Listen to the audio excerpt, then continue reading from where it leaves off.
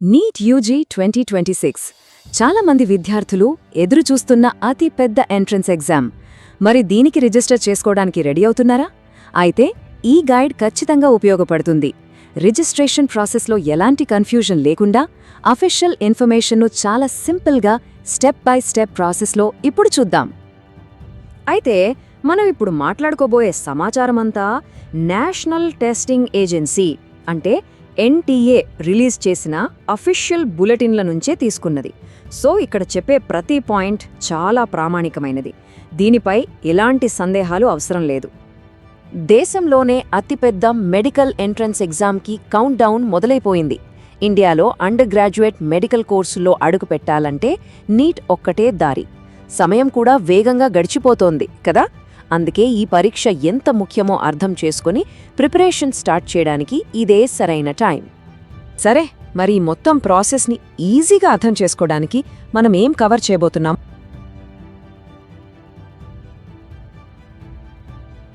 చూద్దాం.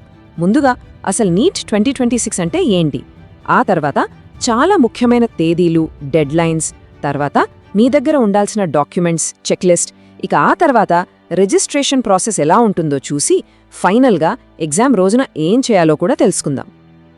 ఓకే, మొదటి సెక్షన్తో స్టార్ట్ చేద్దాం. అసలు నీట్ 2026 అంటే ఏమిటి?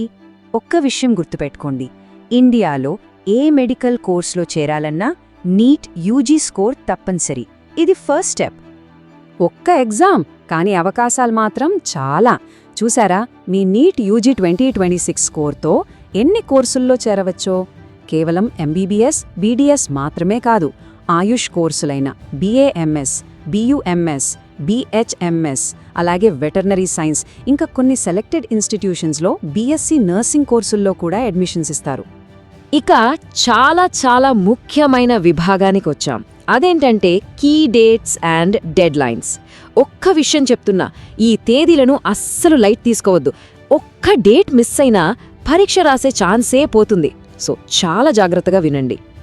ఈ టైంలైన్ని జాగ్రత్తగా చూద్దాం. రిజిస్ట్రేషన్ ప్రాసెస్ ఫిబ్రవరి 8, 2026న మొదలవుతుంది. ఇక రిజిస్ట్రేషన్ ముగిసేది మార్చి 8న, అది కూడా రాత్రి కరెక్ట్గా 9 గంటలకు. ఫీజ్ పేమెంట్ డెడ్లైన్ కూడా అదే రోజు, కానీ టైం రాత్రి 11:50 వరకు ఉంటుంది. అప్లికేషన్లో ఏమైనా తప్పులుంటే సరిచేసుకోవడానికి మార్చి 10 నుంచి 12 వరకు టైం ఇస్తారు. ఫైనల్గా నీట్ యూజీ ఎగ్జామ్ జరిగేది మే 3, 2026న. చివరి నిమిషం హడావిడి లేకుండా ఉండాలంటే ఈ డేట్స్ని క్యాలెండర్లో మార్క్ చేసి పెట్టుకోండి. సరే, ఇప్పుడు మనం ఇంకో చాలా కీలకమైన సెక్షన్కి వచ్చాం. అదే మీ డాక్యుమెంట్ చెక్లిస్ట్. చాలామంది అభ్యర్థులు అప్లికేషన్ ప్రాసెస్లో చేసే పెద్ద తప్పు ఇదే, డాక్యుమెంట్స్ దగ్గరే. అందుకే ఇక్కడ చెప్పే ప్రతిదీ చాలా శ్రద్ధగా వినండి. చూడండి, ఎన్టీఏ అడ్వైజరీనే ఏం చెప్తోందో. ఫోటోలు, సంతకాల కోసం చెప్పిన సైజులు, ఫార్మాట్లు పాటించకపోవడమే అప్లికేషన్ రిజెక్ట్ అవ్వడానికి మెయిన్ రీజన్. అంటే ఇది ఎంత సీరియస్ విషయమో అర్థం చేసుకోండి. కాబట్టి ఇప్పుడు రాబోయే వివరాలని అస్సలు తేలిగ్గా తీసుకోవద్దు. రైట్, ఇక్కడ చూడండి, ఫోటోలు, సంతకాలకు సంబంధించి చాలా స్పెసిఫిక్ రూల్స్ ఉన్నాయి. అన్నీ జేపీజీ లేదా జేపీఈ ఫార్మాట్లోనే ఉండాలి. పాస్పోర్ట్ ఫోటో సైజ్ 10 నుంచి 200 KB మధ్యలో ఉండాలి. బ్యాక్గ్రౌండ్ ఖచ్చితంగా వైట్గా ఉండాలి.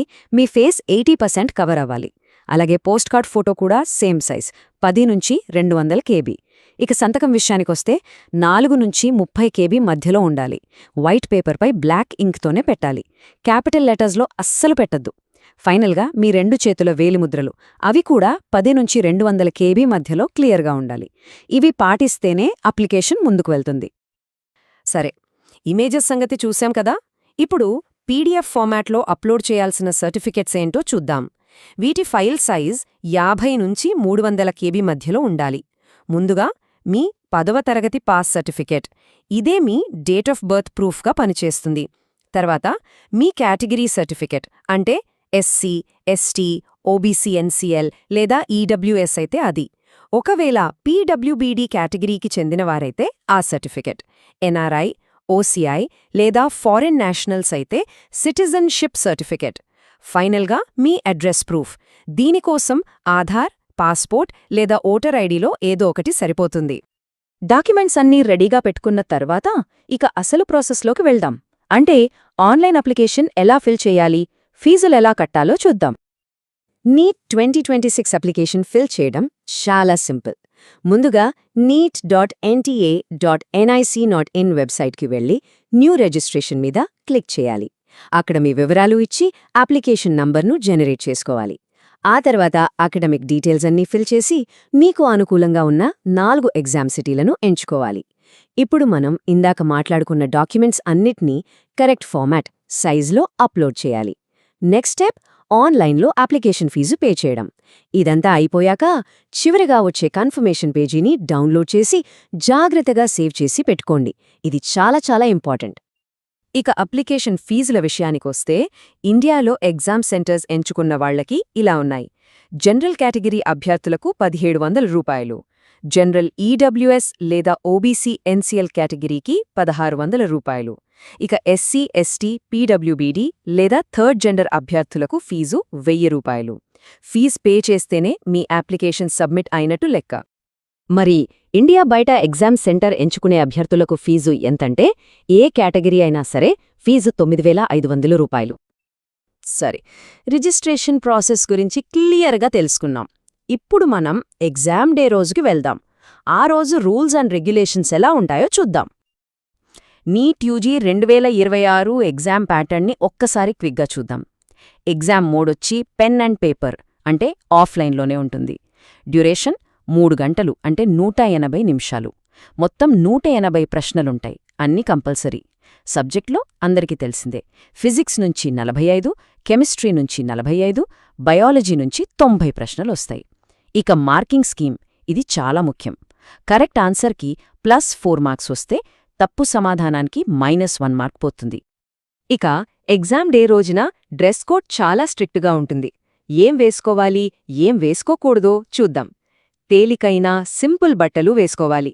ఆఫ్ స్లీవ్స్ ఉన్న షర్ట్స్ లేదా tops okay. Simple pants, leggings లేదా సెల్వార్ వేసుకోవచ్చు. ఇక చెప్పుల విషయానికొస్తే తక్కువ హీల్స్ ఉన్న ఓపెన్ చెప్పులు లేదా శాండిల్స్ మాత్రమే అలౌడ్. మరి ఏం వేసుకోకూడదంటే హెవీ క్లాత్స్, ఎంబ్రాయిడరీ ఉన్న బట్టలు వద్దు. ఫుల్ స్లీవ్స్ అస్సలు వేసుకోవద్దు. ఎక్కువ పాకెట్స్ ఉన్న జీన్స్, పలాజోలు కూడా నాట్ అలౌడ్. బూట్లు, హీల్స్ లాంటి క్లోజ్డ్ ఫుట్వేర్ వేసుకోకూడదు.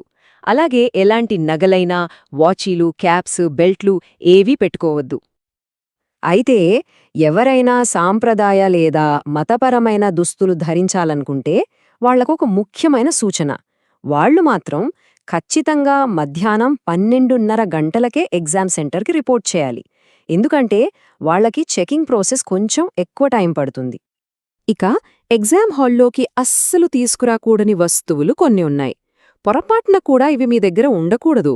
ఏంటంటే ఫోన్లు, స్మార్ట్ వాచీలు, ఇయర్ ఫోన్ల లాంటి ఎలక్ట్రానిక్ డివైజ్లు, పర్సులు, హ్యాండ్ బ్యాగులు, సన్ గ్లాసెస్ కూడా, పుస్తకాలు, నోట్స్, పేపర్ల లాంటి స్టేషనరీ ఐటమ్స్, ఫుడ్ ఐటమ్స్ లేదా వాటర్ బాటిల్స్ సెంటర్ వాళ్లు పర్మిషన్ ఇస్తే తప్ప తీసుకురాకూడదు. అలాగే ఏ రకమైన మెటాలిక్ వస్తువులు కూడా అలౌడ్ లేవు. చూశారు కదా, అప్లికేషన్ ప్రాసెస్ నుండి ఎగ్జామ్ డే రూల్స్ వరకు అన్నీ చూశాం. ఇప్పుడిక మిగిలింది ప్రిపరేషన్ మాత్రమే. రాబోయే రోజుల్లో మీ ప్రిపరేషన్ స్ట్రాటజీ ఎలా ఉండబోతోంది? ఈ సమయాన్ని ఎలా సద్వినియోగం చేసుకోబోతున్నారు? ఒక్కసారి ఆలోచించండి.